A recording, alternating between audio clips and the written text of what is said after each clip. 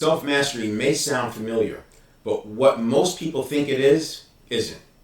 For years, we were taught implicitly or explicitly that personality, intelligence, and identity were largely fixed. Improvement meant learning more information and hoping it showed up when needed.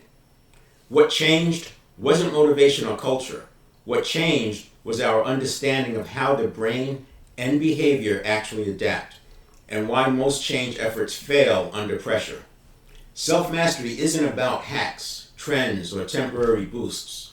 It's about installing reliable patterns that hold up when conditions are unstable. This is why I refer to it as even when there's chaos all around us. Most people already know what to do. The real gap is execution when it matters. Knowing and not doing is functionally the same as not knowing.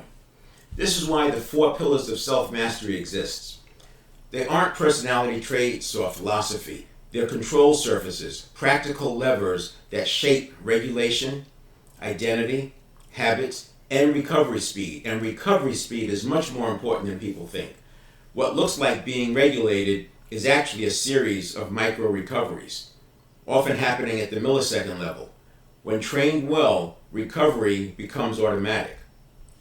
That's where deep practice comes in.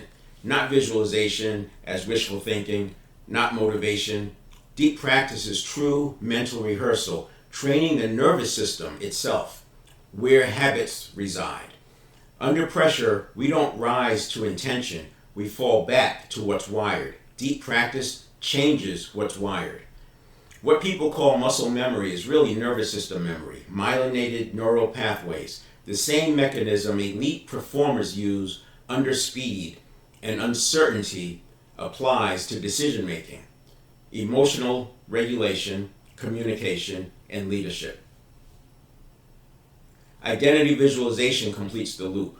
In fast-changing environments, trying to visualize a fixed destination too early creates pressure, not progress. Identity visualization isn't about titles or outcomes. It's rehearsing who you are becoming, your default responses, emotional regulation, and standards. It's a representation of what that identity looks like that might be 2 years away, but what that allows you to do is stabilize that 2-year period while you're working towards it instead of feeling like you're not there yet and things aren't working. Early progress is often internal and quiet. Habits are forming, recovery is speeding up, and identity is stabilizing before there's visible momentum. This phase is easy to rush, especially when others ask, what are you going to do? Or have you finished it yet? Do you have anything to show yet? Premature answers force premature decisions. When identity and regulation strengthen, direction clarifies. Pivots stop feeling like collapses. Action comes from agency instead of reaction. That's self-mastery, not perfection, reliability, not permanent calm, faster return, and progress that you can access starting today, because we'll talk about the levers and the drivers. As we move forward, pay attention to the feedback loops, not at the outcome level, but at the micro level, where what looks like composure, clarity, or confidence is usually a series of rapid micro recoveries.